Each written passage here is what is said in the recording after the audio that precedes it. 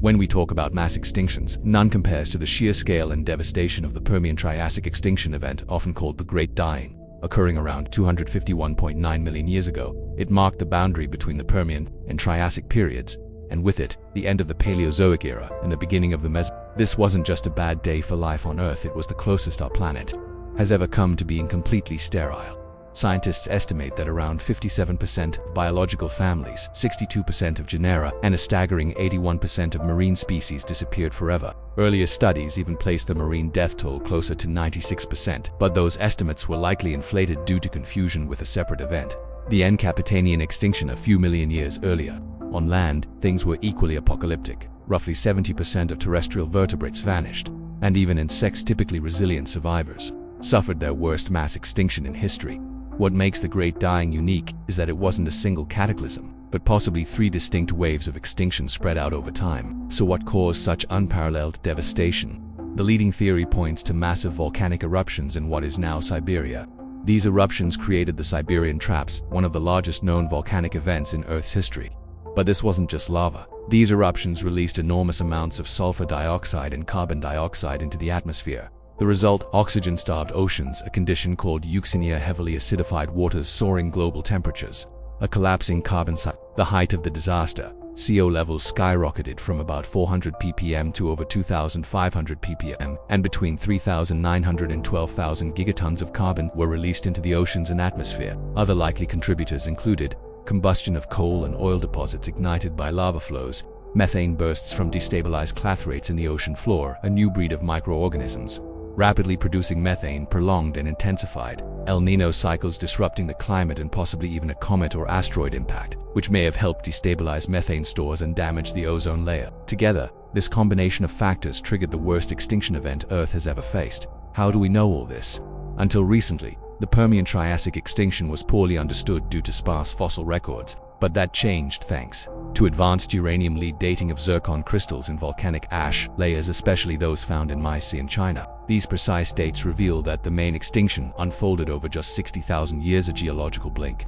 A sharp decline in carbon-13 levels across that time indicates a massive disruption to Earth's carbon cycle, which lingered for at least 500,000 years. Global temperatures soared by around 8 degrees Celsius, 14 degrees Fahrenheit, and there's evidence that ultraviolet radiation levels spiked, possibly from ozone layer depletion. One strange marker of the event is the so-called fungal spike, a sudden bloom of fungi likely feeding on massive amounts of dead organic matter. The oceans were hit hard. Marine life suffered the most immediate and dramatic losses. In South China, out of 329 known genera, 286 vanished almost instantly. This wasn't a slow decline, it was a sudden biological collapse. Species with calcium carbonate shells, like carbonate shells, couldn't survive the acidified oceans. Creatures with better oxygen transport systems, like those using hemocyanin or hemoglobin, fared better than those relying on simple diffusion. Species that were geographically widespread had a better chance of survival than those with narrow habitat ranges. Biotopetous organisms that churned sediment on the seafloor disappeared, leaving the ocean beds eerily still. Even conodonts and ammonoids took massive hits, though some recovered later with fewer forms. Groups like ostracods, foraminifera, and bryozoans were nearly wiped out. Terrestrial apocalypse on land. Ecosystems also collapsed. Insects, which had previously flourished in the Permian, experienced their worst extinction ever. Up to 9 major insect orders disappeared or shrank drastically. The lush Glossopteris forests of Gondwana were annihilated. Pollen studies show forests replaced by herbaceous wastelands, though some conifer forests in regions like modern-day Jordan seem to survive. For vertebrates, timelines are murky. Some died off slowly, others disappeared in rapid pulses. Over 23% of amphibians, reptiles and therapsids, early mammal ancestors, went extinct. Predators like gorgonopsians vanished, though there's debate about whether a few limped into the Triassic. Interestingly, freshwater fish thrived, possibly due to fewer competitors. Recovery was slow, excruciatingly slow. The few survivors inherited a shattered world. Ecosystems were simplified, fragile, and biodiversity took a staggering 30 million years to fully recover. This post-extinction world ushered in the Triassic period, a time of new beginnings. All land was united in the supercontinent Pangaea, surrounded by a vast ocean called In the smaller Tethys Sea, life quietly began anew. Ammonoids surged back in new forms. Marine reptiles emerged and evolved to dominate the seas. Despite the horror of the Great Dying, life did what it always does, adapted. It changed, and it came back. They were here to take over. Ichthyosaurs, sleek, powerful, and built like missiles. shot through the water hunting with huge eyes and jaws full of teeth. Some were the size of dolphins, others like Tyrannosaurus would eventually grow longer than a bus. Along these shallow coastlines, Norse swam with paddle-like limbs and necks that could twist like snakes. They hunted fish in reefs that were only just beginning to rebuild. And then there were the placardins, squat armored creatures with shells and jaws made for crushing shellfish. They crawled over the seafloor, chomping through mollusks like underwater bulldogs. All around them, fish schools flickered through the shafts of sunlight. Ray-finned fish, many of them ancestors of the ones we know today, darted between corals. Hybodont sharks, strange cousins of modern sharks, cruised slowly through the shadows, and deep below in the darkest still waters life crept more cautiously because not everything had recovered. Much of the Triassic Ocean was still suffocating. Vast areas lacked oxygen. Some seas, especially in the deeper basins of Panthalassa, were lethal, black, stagnant, and deadly. Life now clung to the light and the warmth of the shallows, but even there it thrived. Coral reefs returned, though the old coral types were gone forever. In their place, new ones rose, sclerotinian corals, the ancestors of today's reef builders. Slowly they built cities in the sea again. In the T-Ice Ocean, these reefs became bustling ecosystems, filled with snails, crinoids, bivalves, sponges, and the predators that hunted them. This wasn't just a recovery, it was a reboot. The new marine world was assembling, a world of strange players and new roles, and everything was evolving fast. The survivors of the extinction were racing to fill the empty spaces, and they were changing the rules as they went. It was chaotic, it was dangerous, and it was beautiful. These oceans would set the stage for everything to come: the rise of the plesiosaurs and mosasaurs, the dominance of the great marine predators, and the complex ecosystems that would echo all the way to the modern age. But back then it was still raw, still rebuilding, still dangerous. The oceans of the Triassic were the seas of second chances. The birthplace of a new kind of world, and life was just getting started again after the biggest extinction event in Earth's history wiped out most life. The world started to rebuild from the few survivors in the oceans. The old Paleozoic marine life like brachiopods and crinoids faded, while new groups like bony fish, marine reptiles, snails, and sea urchins took over. This shift didn't happen overnight. It began with an earlier extinction during the late Permian and really gained momentum after the Permian-Triassic mass extinction, reshaping life by the late Jurassic on land. Dinosaurs and mammals rose from the chaos. Some groups like bavs thrived, while others like brachiopods struggled or disappeared immediately after the extinction. Life was grim, with only a handful of resilient species surviving. Ecosystems were simple, and diversity was low. Recovery times varied. Some areas like Paris, Idaho, saw ecosystems bounce back in just over 1 million years, while others took much longer. Even when species numbers rose, ecosystems and food webs took longer to rebuild, especially in marine environments, which didn't fully recover until the middle Jurassic. Different groups recovered at different speeds. Seafloor communities were slow, but swimming creatures like ammonoids rebounded quickly. Competition was key. One species began crowding into available niches. Evolution accelerated, however. Earth's unstable climate kept throwing setbacks, with intense heat and ocean anoxia knocking ecosystems down again and again. Marine life got back on its feet by the middle Triassic, but full diversity didn't return until the middle Jurassic. The rise of mobile species like snails and crabs and the Mesozoic marine revolution, where predators reshaped ecosystems, marked a new era. Recovery wasn't the same for everyone. Brachiopods, while not completely wiped out, lost their dominance. Microbial reefs exploded in the early days, filling the gaps left by the loss of traditional reef builders. In the end, life didn't just recover, it reinvented itself, setting the stage for the modern world we know today. In the aftermath of the mass extinction, the Earth's ecosystems were drastically altered, and it took tens of thousands of years for plants to begin recovering, with timelines varying by region. Gymnosperms, the cone-bearing plants we recognize today, were among the first to make a comeback.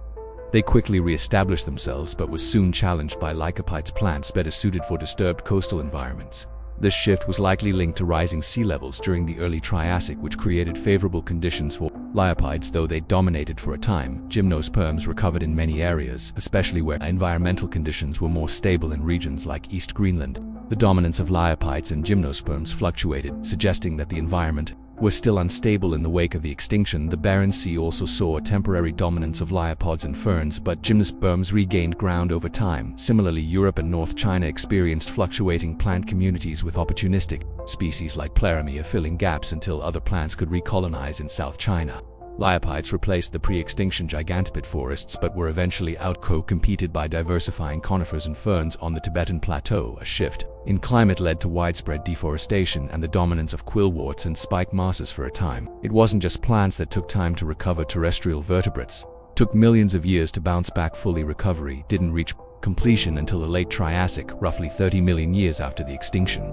The early Triassic was too hot for many tetrapods to survive, creating a tetrapod gap in certain regions as temperatures cooled. Surviving species began to recolonize.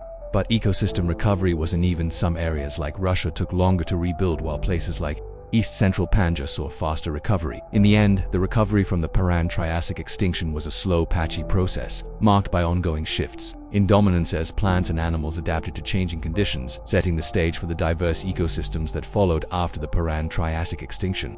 Life on Earth had a tough time recovering, but there were some fascinating survivors, and one of the most notable was Listauris. This pig-sized herbivorous cynodon was everywhere, making up as much as 90% of the land. Vertebrates during the earliest Triassic. Listauris is often used as a marker for the PTME, but some recent studies have raised doubts about whether it truly was a disaster taxon that thrived only because of the extinction. Still, its success post-extinction is pretty impressive. Why? Because Listaurosaurus was super adaptable. It lived in groups, could handle extreme and unpredictable climates, and grew quickly. Plus, it reached sexual maturity early, which helped it bounce back fast. Antarctica may have even served as a refuge for these survivors, allowing them to spread once the worst of the extinction was over. But Listauris wasn't the only survivor. Small carnivorous cynodons, ancestors of mammals, also made it through, adapting to the harsh conditions. These survivors were more endothermic, warm-blooded, which gave them an edge. Theosphalia, another group of therapsids, survived. Some may have used burrowing as an adaptation to survive the harsh post-extinction world, while therapsids like Listauris were thriving aerosaurs. Future dinosaurs and crocodiles were starting to rise. They were rare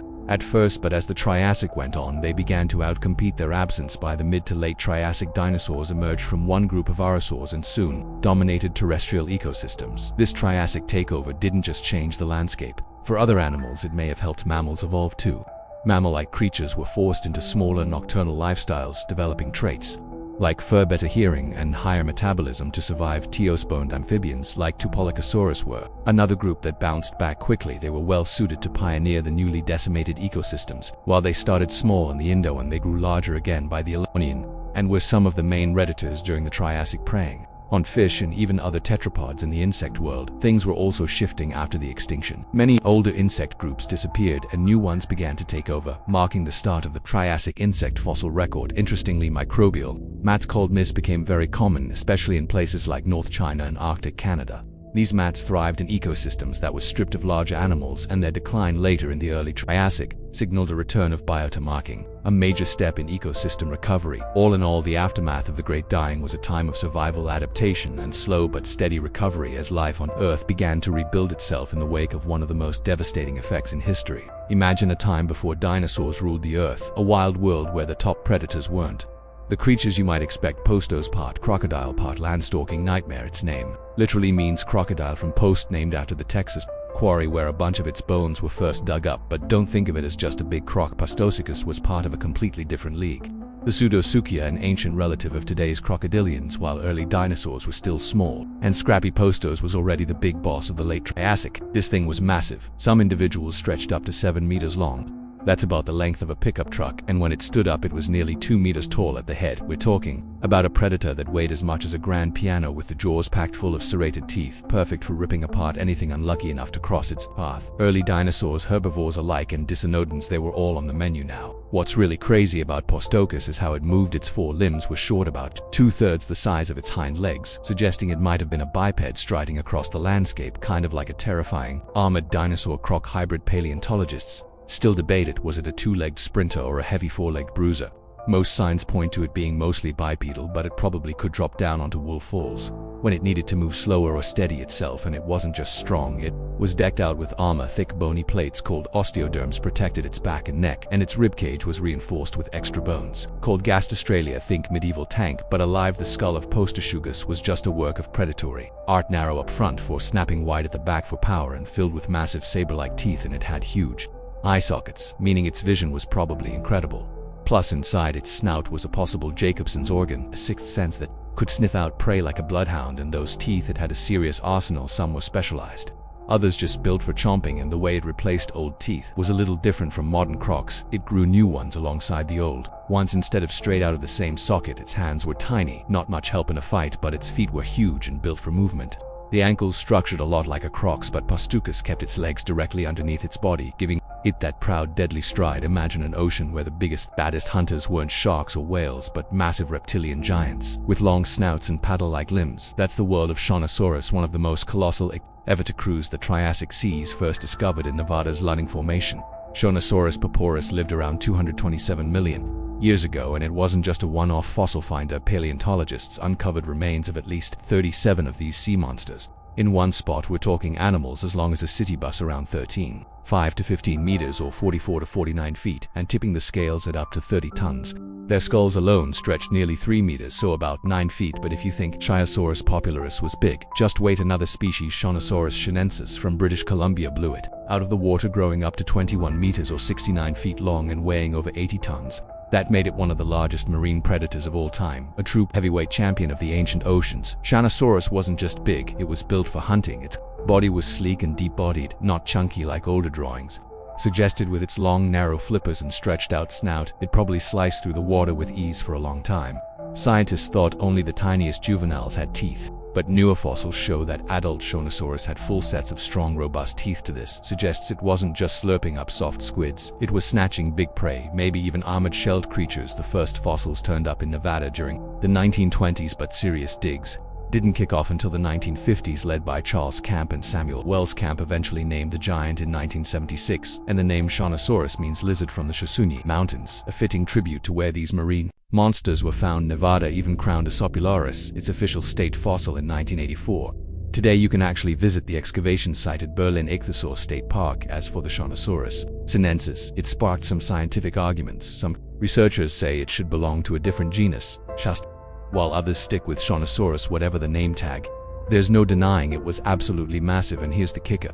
Its fossils or creatures very close to it have also popped up in Alaska and Canada, showing it wasn't just a local sea dragon but a wide-roaming ruler of the ancient oceans. Smock dragon in Polish was a giant carnivorous arosaur that ruled Central Europe at the end of the Triassic, around 208 to 205 million years ago. Found in Lysias, southern Poland, its only species, Smock waleski, was named after the legendary wild dragon in 2012. Stretching 5 to 6 meters long, Smock was bigger than any other known predator in its region, outclassing local theropods and crocodile-like roes. Its skull alone reached up to 60 cm. Smock had all the hallmarks of a serious apex predator: serrated teeth, a massive skull opening in front of the eyes, and a sturdy fur built for strength. But figuring out where Smock fits on the Archosaur family tree is tricky. It shared traits with both early theropod dinosaurs and crocodilian archosaurs. Its hip bones and fur were similar to theropods, while its skull and stance showed classic Rosuchian features. Yet Smock had some weirdly primitive traits too, like a full closed hip socket and a tightly locked upper jaw, things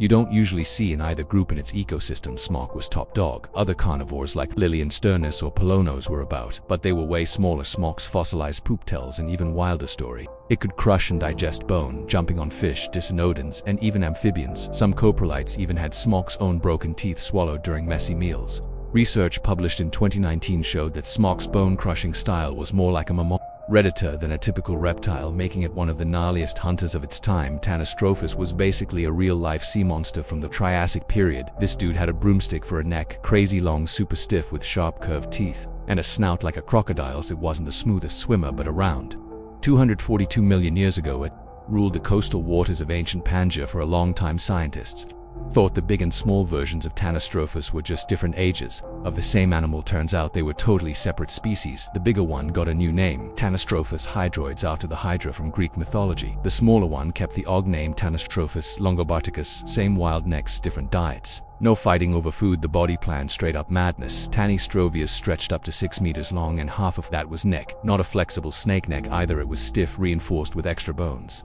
Think fishing rod, not garden hose. Scientists think it used that weird neck to sneak up on prey underwater. Its tiny head barely made a ripple, letting it strike without warning. Some even think it had a fleshy lure to trick fish, kind of like how snapping turtles bait their prey. CT scans of the fossils showed nostrils on top of its snout, perfect for ambush hunting, while mostly hidden growth rings in the bones confirmed the smaller Tanystrophus wasn't a baby but a full-grown shrimp-munching machine. Bottom line, Tanystrophus wasn't some clumsy evolutionary screw-up. It was built weird on purpose, and it absolutely crushed it. Japanosaurus, one of the weirdest little reptiles to ever climb a tree, living around 230 million years ago during the Triassic period. This tiny beast, about the size of a house cat, made its home in the coastal forests of what's now Italy and parts of the southwestern US. At first glance, Tyrannosaurus looked like someone mashed up a chameleon, an anteater, and a fantasy creature. It had a massive hooked claw on its second finger, kind of like a built-in crowbar, and a prehensile tail ending in a sharp claw, perfect for gripping branches, scientists think.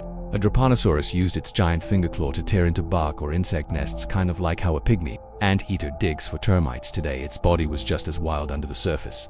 The forearm bones were totally rearranged the ulna. Typically, one of the main arm bones was replaced by a chunky discaped bone for extra muscle attachment basically. Japanosaurus sacrificed a normal arm to turn it into a powerful digging machine. Meanwhile, its hind legs were way beefier than its front ones, helping it climb and hang around in the treetops. One of the biggest mysteries around Japanosaurus, its head. No complete skull has ever been found, but based on its close relatives like Megalonosaurus, scientists think it had a small bird-like head with a pointed jaw, perfect for snapping up insects for a long time. People debated whether it was a climber, a digger, or something in between. Some early theories even suggested it used its tail claw to dig burrows, but most evidence points to it being a full-on tree dweller, climbing branches, hunting bugs hidden under bark, and using that crazy claw like nature's own multi-tool. Japanosaurus was first discovered in Italy in 1979 by paleontologist Giovanni Pina, and it got its name meaning sickle lizard.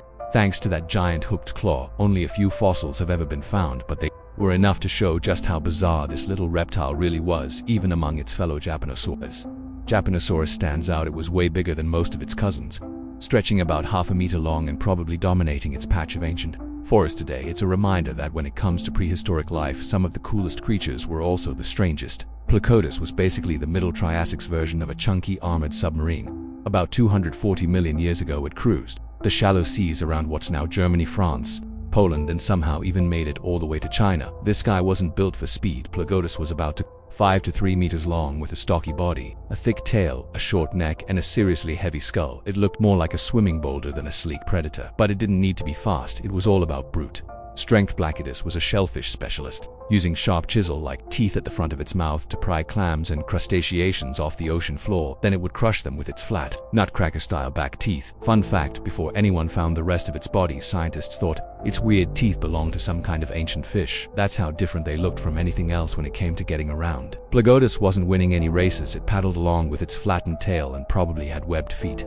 For a little extra boost, it wasn't out there doing laps. It just needed to cruise slowly along the seabed, hunting for anything crunchy. One of the weirder things about Placotus, it had a tiny third eye on top of its head called a parietal eye. Wasn't much use for seeing, but it probably helped it keep its balance and figure out which way was up, which is honestly pretty handy when you're basically a walking brick. Structurally, Placotus was a tank. Its spine locked together tight. Its belly was armored with bent ribs, and a row of bony knobs ran down its back. All that armor made it super heavy, enough to just chill on the ocean floor without floating away on land. Though total disaster, Placotus would have been slow, clumsy, and miserable out of water. Good thing it mostly stuck to the shallows, snacking on mollusks, brachipods, and anything else it could crack open with those ridiculous teeth. Lister, the shovel reptile, might sound like a funny name for an ancient animal, but this little creature deserves a serious spot in history. About the size of a small dog, Listrosaurus was a herbivore that roamed the planet during the late Permian and early Triassic periods, and it was everywhere.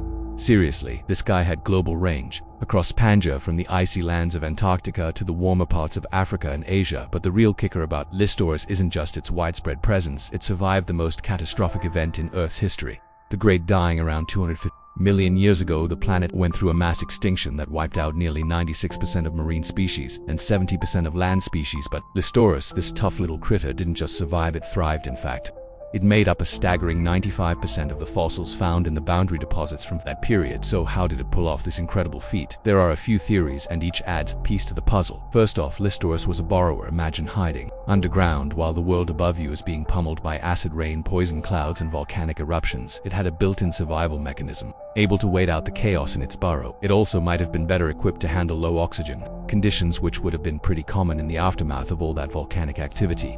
But just being a burrower wasn't enough. There were other animals that dug into the earth, like the critters, Thrinaxton and Procolophon, but they didn't fare as well as Listrosaurus. So what else gave it the edge? New research suggests it might have been able to hibernate. Fossils from Listrosaurus found in Antarctica show a pattern in its tusks that looks a lot like animals that hibernate today. If it could hibernate, Listrosaurus could have simply waited out the worst conditions, coming back to life when things started to improve. Another advantage, Listrosaurus was a generalist eater. It wasn't picky, while specialist animals might have struggled. When food sources changed, Listrosaurus could adapt to whatever resources were available. This made it more resilient when the environment shifted, but the key to Listrosaurus' dominance was probably that it was already doing well before the extinction event. With a huge starting population, even if it lost a bunch during the Great Dying, it had enough survivors to rebuild and take over once the dust settled. For a solid 5 million years, Listrosaurus was pretty much the top dog or top reptile of the Triassic world it ruled the land, accounting for a jaw-dropping 95% of terrestrial vertebrate fossils in the aftermath. Sure, it eventually went extinct as new predators and more specialized herbivores took over, but for those 5 million years, less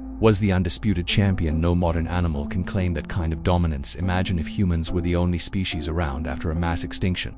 We'd be the ones making up 95% of all land animals. That's some serious legacy right there. Sony's was basically the prehistoric version of a badass action hero. Picture a creature with a massive dog-like head, sharp teeth, and a body built for both speed and power. This dog-jaw-sinewed wasn't your average ancient reptile. It was closely related to mammals and lived across the southern hemisphere, with fossils showing up in places like South Africa, Argentina, Namibia, and even Antarctica at around 1-2 meters long. Cynodathus wasn't tiny, but with its long head and big jaws, it could stretch up to 2 meters in total length, and when it came to hunting, this guy wasn't messing around. Those wide jaws had a serious bite, perfect for grabbing and tearing into prey. Its teeth were specialized too, with sharp canines up front for seizing meat and back teeth designed for processing it. This made Cyognathus an efficient carnivore, able to swallow its meals without breaking a sweat. Its body had a cool mix of mammalian traits and reptilian features, while its back legs were tucked neatly under its body, mammal style. There's been some debate about its front legs. Some paleontologists think it held them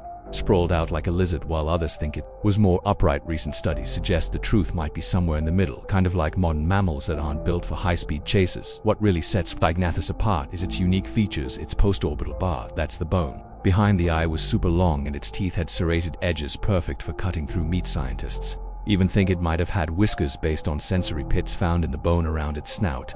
This means it probably had a seriously developed sense of touch, like today's mammals living in the dry open landscapes of what's now South Africa. Cyognathus was a versatile predator. It thrived in both warm summers and cool wet winters, and it grew fast, likely thanks to a high metabolic rate, much like modern warm-blooded animals. Oh, and it probably could breathe and swallow at the same time.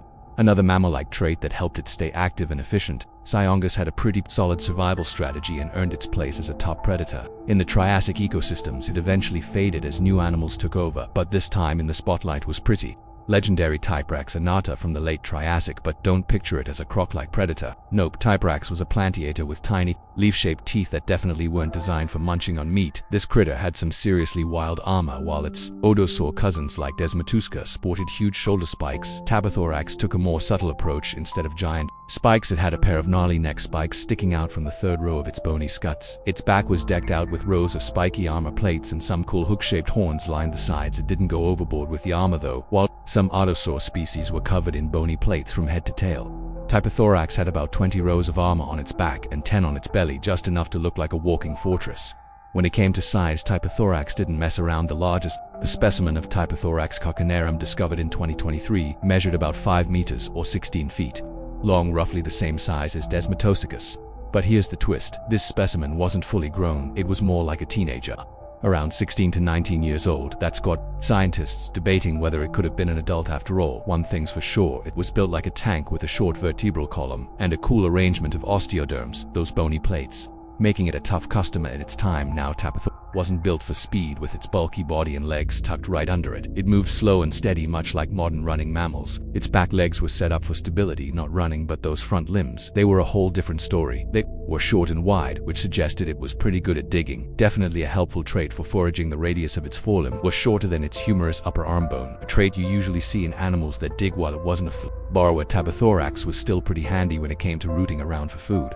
And that snout, it's upturned, which gives us a clue that this armor-plated critter probably spent a lot of time rooting around in the soil looking for plants or maybe some other food sources. Pretty nifty adaptation, right? In a world where other creatures were getting bigger and scarier, Typathorax managed to carve out its own niche. Its unique mix of armor, slow but steady movement, and digging ability helped it thrive in the Triassic. It was closely related to Rhedansuchus, a species once thought to be part of the Typarax family, but recent studies suggest it might actually be a separate genus altogether. Classic paleontology, right? Always keeping things interesting. Oh, and in 2013, the holotype of Typathorax was found to be too incomplete for a solid identification. Some scientists even suggested it might belong to a whole different genus, Episcoposaurus. It's like trying to figure out whether that old car you found is a classic model or just a hodgepodge of parts from who knows where. Lapatin is a small ancient creature from the Triassic period, specifically from the Chalaz Formation in Argentina. It was first described in 1971 and is known For its unique and somewhat mysterious anatomy, the remains we have are a bit patchy, including parts of the pelvis, hind limbs, some vertebrae, and bits of the skull and shoulders from these fossils. Scientists estimated that Legaton canis, the only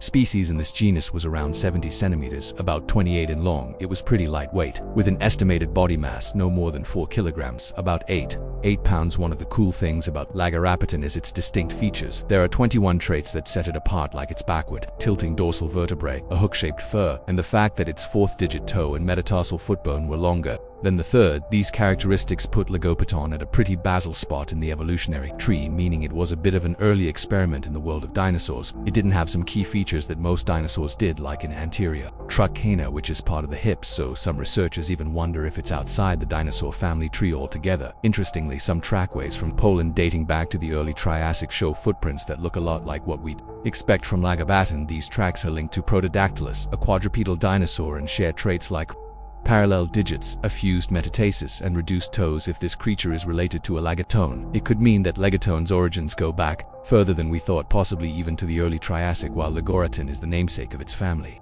Lagorapetae, which includes small creatures that lived alongside dinosaurs. Some recent studies suggest these animals might be closer to than dinosaurs. Lagaton lived around 236 to 234 million years ago, and some scientists think it might have been a bit of a jumper, with features like inclined neural spines, a small pelvic girdle, and special limbs that are often seen in modern jumping mammals. It's a neat example of an ancient creature that could have had some surprising abilities. This oddball lived about 230 million years ago during the Triassic period. It was small but mighty, standing about 70 centimeters tall and stretching around a meter long. Its bones suggest it was fully grown, but it definitely wasn't the biggest creature around.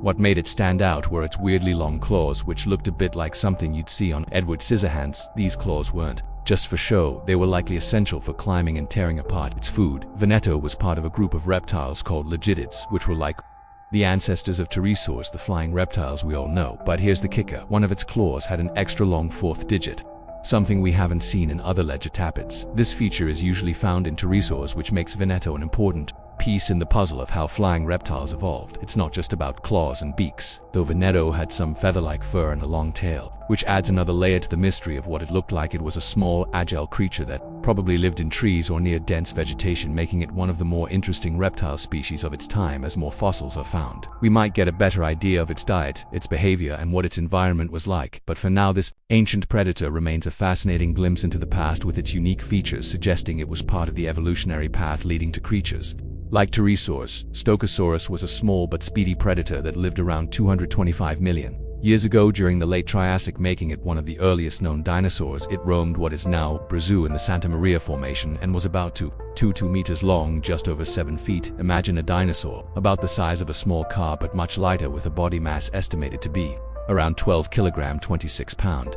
It wasn't the biggest predator out there, but it was quick on its feet, built for running after smaller prey like Cynodonas rhynchosaurs and early herbivorous synapsids. This dinosaur had some pretty unique features. Its teeth were sharp and serrated, perfect for catching and slicing through meat. Its long tail helped it balance while it sprinted, and its jaw had a sliding joint which allowed for extra movement, ideal for grabbing and swallowing prey. Even though the fossil record is incomplete, we can tell a lot about its structure. It had a head with a deep jaw, more vertebrae than most dinosaurs, and long limbs that made it a fast runner. Storiosaurus had some characteristics that set it apart from later dinosaurs. For example, it had 5 toes and 5 fingers, pretty basic for a dinosaur, but it shows just how early it was in the evolutionary timeline. Its bones, including its femur and tibia, were more primitive compared to later, more evolved dinosaurs.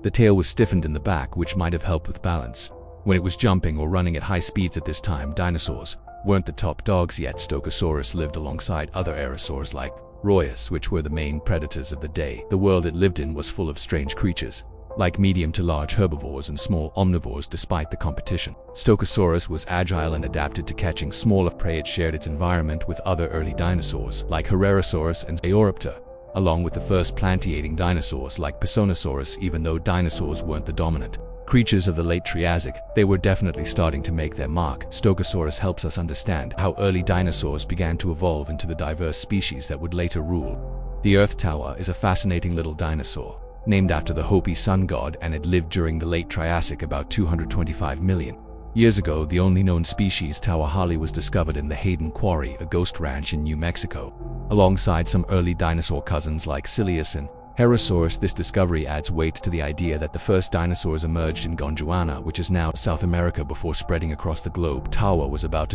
5 meters long, a little over 8 feet, and weighed roughly 15 kilograms, about 33 pounds, so it was massive. But it was fast and agile. Its body had features that tied it to different groups of dinosaurs.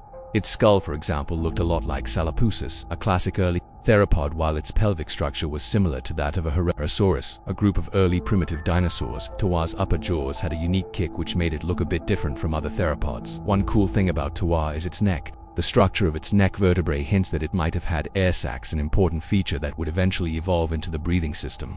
We see in modern birds it's a neat link between these ancient dinosaurs and their bird relatives. Compared to some of the earlier dinosaurs like Herrerasaurus and Tawa was more streamlined, a sign that dinosaurs were already evolving into faster and more specialized forms. The fossil record of Tawa is pretty detailed, with lots of specific features that make it stand out. For example, the bones in its skull and limbs show a lot about how it moved and what it might have looked like.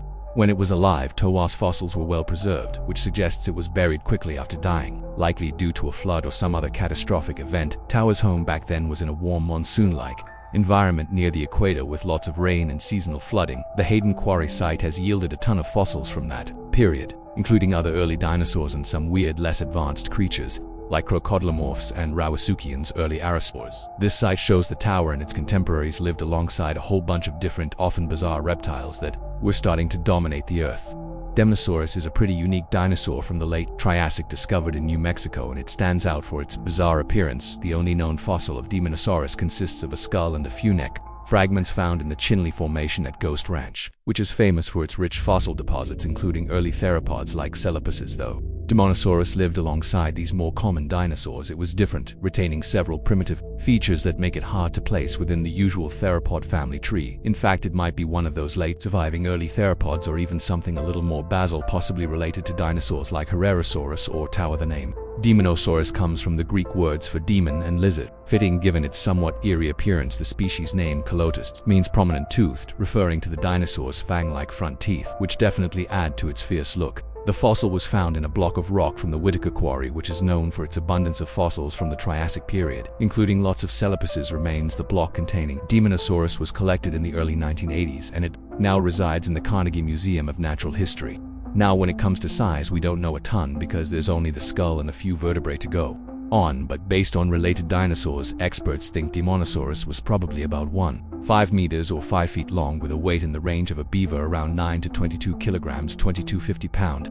There's a bit of mystery surrounding whether the specimen was a juvenile or adult, though its large eye socket and short snout suggest it could be a young dinosaur, but the fused vertebrae hint that it might have been fully grown. The area where Demonosaurus lived, Ghost Ranch, was located near the equator around 200 million years ago, so it had a warm monsoon-like climate with heavy seasonal rains. The local ecosystem was diverse, with a mix of reptiles including phytosaurs, early crocs, and a variety of arosaurs. Demonosaurus would have shared this world with other early dinosaurs and arosaur relatives like Ophigia, Usula, and of course Celapis pamper was a small two-legged dinosaur that lived around 230 million years ago. During the late Triassic in what's now southern Brazil, it's part of an early group of dinosaurs called sauropodomorphs, the ancestors of the giant long-necked dinosaurs like Brachiosaurus, but Pampedomius itself was pretty small and agile, built more like a runner than a tank. So far we've only found one fossil of this dinosaur, a partial but well-preserved skeleton from a single individual. It includes parts of the skull, jaws, spine, limbs, and hips. It was discovered in the Santa Maria Formation, a famous fossil site in Brazil that's just a little older than Argentina's Ishtaguasto Formation.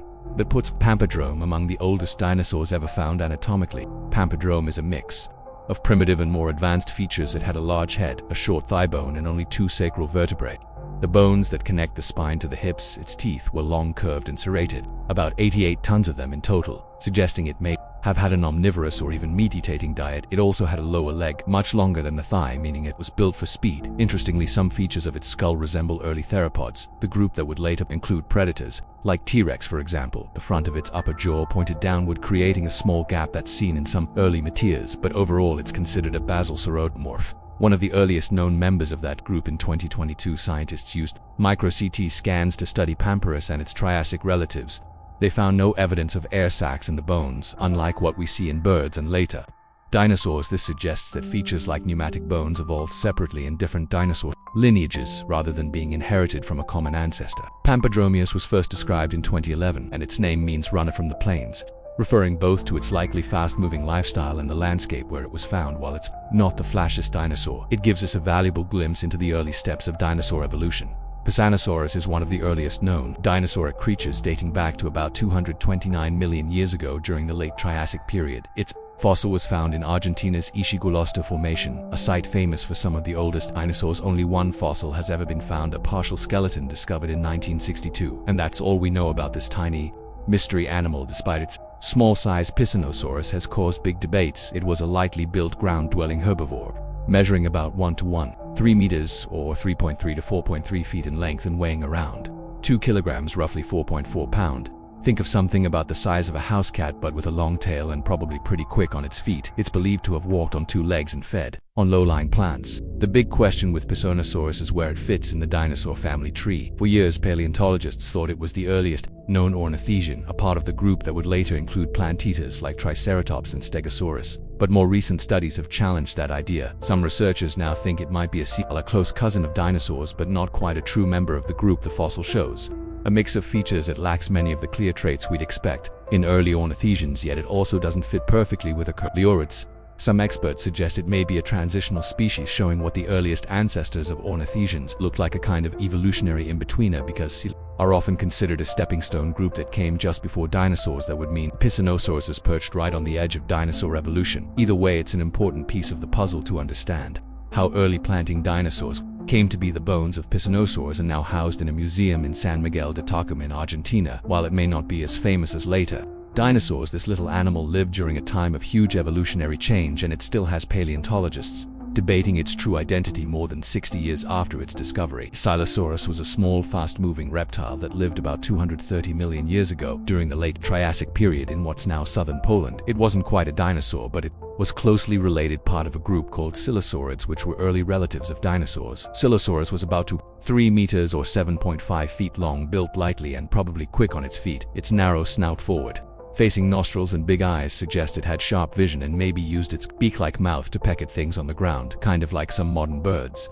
The fossils of Silosaurus were found at a site called the Krasiokleiets near the town of Opala. The site was first noticed in the 1980s, but serious digging didn't start until 1993, when paleontologist Jacek discovered an impressive fossil skull there. Since then, scientists have uncovered a treasure trove of Triassic treasures, including early amphibians, reptiles, and relatives of dinosaurs like Silosaurus. At first, paleontologists thought was a plantaeater because of its small cone-shaped teeth, but things changed in 2019 when researchers studied fossilized poop coppery that contained beetle remains. These droppings matched the size and shape expected from Silosaurus, suggesting it also ate insects, especially a tiny beetle called Trixer. The front part of its lower jaw didn't have any teeth and was probably covered with a keratin beak, which it may have used to pick bugs off the ground, even though it had some features similar to dinosaurs, like parts of its hips and legs. Silosaurus was missing key traits such as certain muscle attachment points in the arms and neck bones. That's why scientists don't consider it a true dinosaur, but more of a close cousin that sat just outside the official dinosaur family tree. There's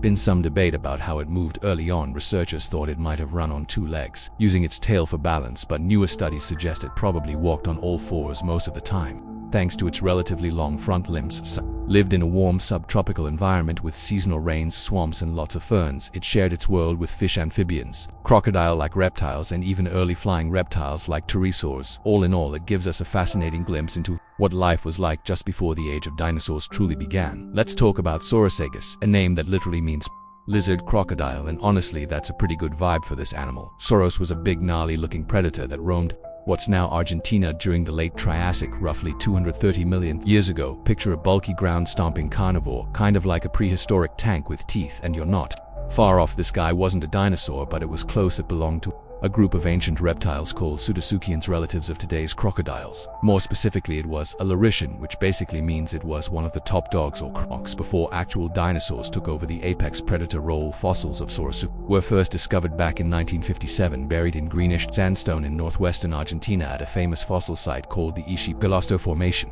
a place paleontologists often call the Valley of the Moon. It was officially named in 1959 by paleontologist Osaldo Rigg, and the species name Galil honors Galileo J. Scaglia, a guy who found and prepared the original specimen. Size-wise, Saurosuchus was no joke. Adults could grow up to 7 meters long, about 23 feet, and weigh well over half a ton even. The younger individuals, what we'd call sabbat adults, were already impressive, clocking in around 4 meters long and nearly 850 pounds. That's heavier than a modern day grizzly bear. Its skull was deep and narrow, built for slicing rather than crushing. The teeth were large, curved, and serrated, great for tearing into soft flesh, but not so much for breaking bone. In fact, a 2023 study showed that Saurosuchus didn't have a particularly strong bite. It's being compared to modern gull crocodiles with a bite force around 100 to 900 newtons, which isn't weak, but also not T-Rex territory, this suggests. Saurosuchus was more into chomping meat and guts than crunching bone, leaving plenty behind for scavengers. Its skull also tells us a lot about how it lived. It had big alactory bulbs, meaning it had a strong sense of smell, probably more important than its eyesight. That could mean it was a nighttime hunter or just really good at sniffing out prey from a distance, but it likely wasn't very fast or agile. The structure of its inner ear suggests it didn't rely much on fast turns or sharp reflexes. What it did have, though, was a decent sense of hearing, especially in low frequencies, which might have helped it track movement or vocalizations across the floodplains, speaking of which the world Saurosuchus lived in was wet, wild, and dramatic. The Ishi-Galosto Formation, where it was found, was a lush subtropical environment full of rivers and floodplains with heavy seasonal rains. It lived alongside early dinosaurs, primitive amphibians, and other weird Triassic creatures. But make no mistake, Sauros was likely the top predator in its ecosystem. If you were a smaller reptile or unlucky enough to look like prey, you wouldn't want to run into this beast. Oh, and it had armor sort of running along its back were rows of leaf-shaped bony plates called osteoderms, which probably offered a bit of protection and maybe even helped with temperature control. So while Saurosuchus might not be as famous as some of the dinosaurs that came after it, it was a major player in the prehistoric game. A throwback to a time when croc cousins ruled the land long before T-Rex and Velociraptor ever showed up. If you were wandering through what is now the southwestern United States during the late Triassic, you might have come across a strange armored creature called Deimatosuchus. At first glance, it might have looked like some kind of prehistoric tank, low to the ground, covered in bony plates and sporting long spikes sticking out from its shoulders. Despite its crocodile-sounding name, which comes from Greek words meaning link, crocodile Despotosuchus wasn't a crocodile at all. It belonged to a group of armored reptiles called attosaurs, a branch of ancient orosaurs more closely related to birds and crocs than any modern lizard. Despotosuchus was no lightweight. It could reach lengths of around 5 meters or about 16 feet and weighed somewhere in the ballpark of 300 kilograms. Its body was built for stability, with sturdy legs tucked under its frame and a backbone supported by strong vertebrae. One of its most distinctive features was its shoulder spikes, large outward pointing projections from the front part of its scapula that gave it a pretty formidable profile, especially from the side. The armor didn't stop at the shoulders. Along its back and sides, Dysmata had rows of bony plates or scuts. These were arranged in neat lines, with the ones on the sides bearing spine-like extensions. The biggest spines could be over 25 centimeters long and curved slightly backward. It's likely these features were used for defense, though there's some thought that they may have also played a role in display, possibly even a bit of visual signal between males and females. Its head was surprisingly small compared to its body, just under 40 centimeters long, and its jaws were quite specialized. Unlike most reptiles, it had no teeth at the very front of its mouth. Instead, the tip of its upper and lower jaws formed a kind of beak, likely covered by a hard keratin sheath. Further back, it had a set of blunt, slightly curved teeth, suggesting that it wasn't a bone crusher or a meat eater, but instead fed on soft plants. That, combined with its shovel-like snout, hints that Desmatos may have dug into muddy soil for roots and tubers. Near rivers and lakes, fossils of Desmatos are pretty common in the Dockham and Chinle formations, which tells us that it wasn't a rare creature. In fact, it may have moved in small groups, as several skeletons have been found close together. But even with armor and numbers, it wasn't invincible. Some fossil sites show Desmatucus bones alongside remains of large predators like Postacus, suggesting it was occasionally hunted despite its defenses. There's even been some speculation that Desmatosuchus might have eaten more than just plants, maybe insects too, because of its similarities to modern armadillos. But overall, most paleontologists still see it as a specialized herbivore that used its beak and blunt teeth to root around in soft vegetation.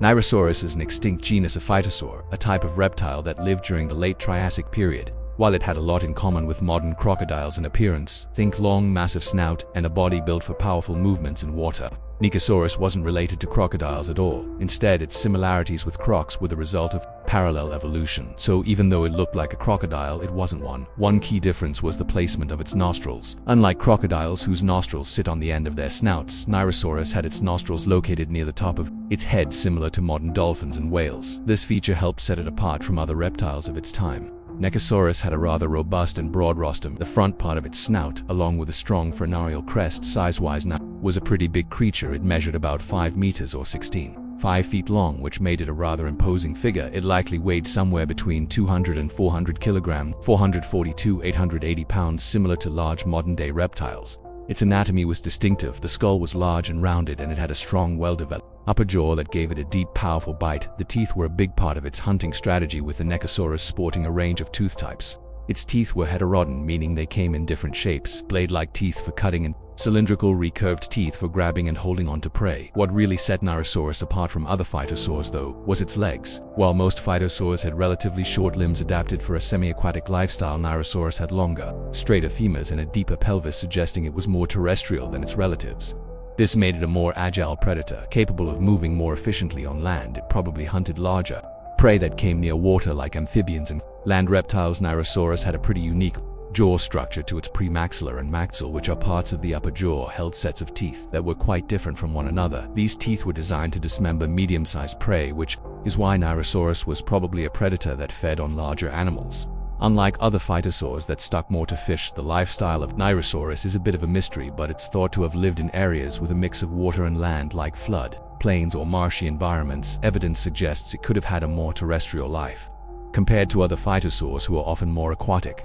This theory is backed by the bone structure of Nechosaurus, especially the shape of its ilium or hip bone, and fur, which are more similar to those of land-dwelling reptiles than to aquatic ones in the end. Nechosaurus was a powerful and versatile predator, adapting well to its environment and potentially even becoming one of the larger land predators of its time. Its mix of aquatic and terrestrial traits made it one of the more unique reptiles to walk the earth during the late Triassic. Amphibians, meaning front lizard, was a cool but extinct creature from the late Triassic period. This fascinating animal lived in what is now Germany, Italy, Poland, and Portugal. It was part of the stereospondal teen spondylus group, which is a fancy way of saying it was an ancient amphibian. Amphibians had small, weak limbs, a massive flat head, and sharp needle-like teeth. Definitely not someone you want to mess with if you were a fish. Metaposaurus was mostly aquatic, spending a lot of time in water where it used its wide jaws to snatch up fish. Its flat head and sharp teeth made it well equipped for a fishy diet. Imagine it lying low, just waiting for the perfect moment to snap up prey with those needle-sharp teeth. One of the wildest things about Metaposaurus is the discovery of its mass graves.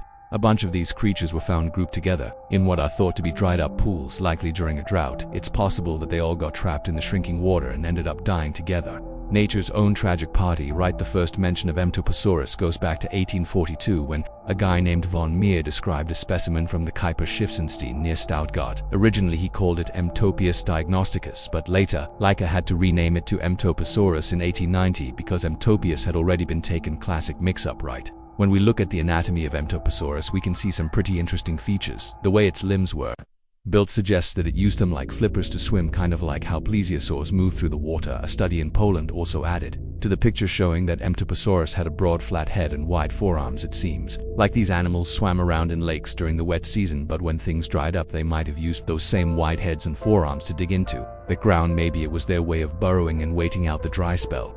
The bones of Mtoposaurus show some fascinating growth patterns. Researchers found that the bones were full of tubercular bone, the spongy stuff in bones, and the growth marks were organized into thick layers, which suggests the creature went through different phases based on wet and dry seasons. When it was wet, they probably grew faster, and during dry spells things slowed down. So Mtoposaurus wasn't just your average amphibian. It had a pretty specialized life, adapting to both aquatic and terrestrial environments depending on the season. It's a reminder of how animals can evolve to survive in changing climates, even in the ancient world.